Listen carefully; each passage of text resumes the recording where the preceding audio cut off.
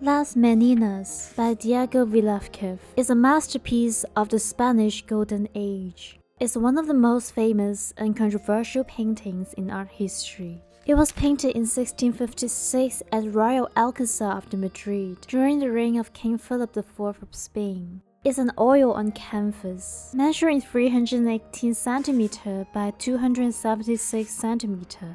The painting seems to capture a particular moment, as if it was captured by camera.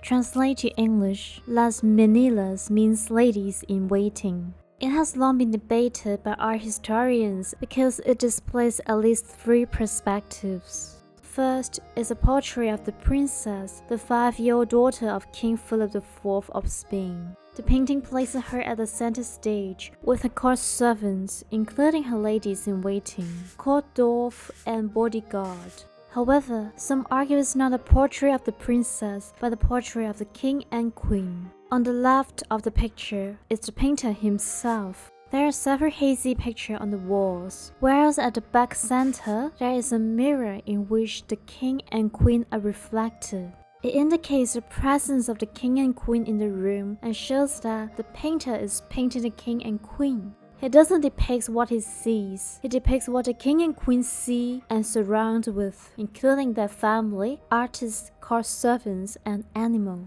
Third, there is the possibility that the painter is painting the viewer. On the canvas, the painter, the lady in waiting to the right, and the female dwarf are all looking at the viewer directly. It places the viewer in the place of the king and queen. Therefore, it seems like we, the viewer, are the king and queen posing for a portrait. The little girl at the bottom center is the Infanta Margaret Teresa, the daughter of King Philip IV of Spain and his second wife, Queen Mariana. The Infanta was 5 years old when she was painted. She was born in 1651 as the first child of the king and Queen Mariana, who was 30 years younger than the king. The Infanta was a beautiful and lively girl that her parents called her the Little Angel. In the king's private letter, he also called her My Joy.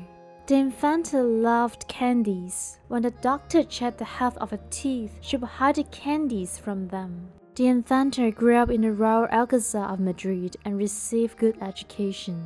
At that time, the Spanish court wanted to develop a marriage alliance with the Austrian branch of the House of Habsburg to strengthen their power. Initially, they suggested marrying Maria, the half-sister of Margaret, to the Holy Roman Empire. But in 1660s, under the terms of the Treaties of the Pyrenees, Maria was married to the French king. After that, the court planned to marry the Infanta Margaret to the Holy Roman Emperor Leopold I, who was her maternal uncle and paternal cousin. In 1663, the betrothal between the Infanta and Leopold I was finally announced. Before the official wedding ceremony, they had never seen each other, but a portrait of the Infanta was sent to the emperor beforehand.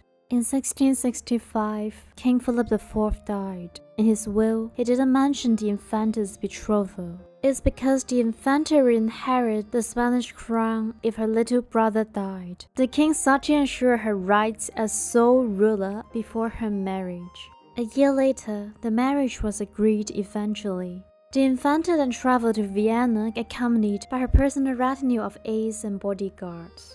She first arrived at Dania, where she rested for a few days. Then she embarked on the Spanish royal fleet to Milan. After spending almost a month in Milan, the Infanta continued the journey through different cities, including Venice and Trento. At every stop, she received celebrations in her honor. Finally, she arrived at Zhaojun, where the emperor came to receive her. The Infanta formally entered Vienna on 5 December 1666. The official marriage ceremony was celebrated 7 days later. Leopold I was 26 years older than the Infanta, but fortunately they still had a happy marriage. After becoming the Empress, Margaret always called her husband uncle. The couples had many common interests, especially in art and music. Just 2 years after the marriage, the Infanta gave birth to their first child. However, the baby died after 3 months. In the following 6 years, she had 2 miscarriages and gave birth to 3 more children. Sadly, only 1 girl survived. She was Maria Antonia. The Infanta believed that the Jews were to blame for her children's death, so she inspired her husband to expel them from Vienna. Even after her marriage, the Infanta still retained her Spanish customs. She loved Spanish music and ballets, and hardly learned the German language. Since the Infanta had been pregnant for 6 times in just 6 years, her health deteriorated quickly. In 1673, the Infanta became pregnant once again. Unfortunately, she did not overcome the complications. Just 4 months later, both the mother and baby died. At that time, she was only 21 years old. After her death, the Infanta was buried in the imperial crypt of Vienna. Her rights over the Spanish throne was inherited by her only surviving daughter, Maria Antonia. Only 4 months later, the emperor married his second wife, Archduchess Claudia of Austria.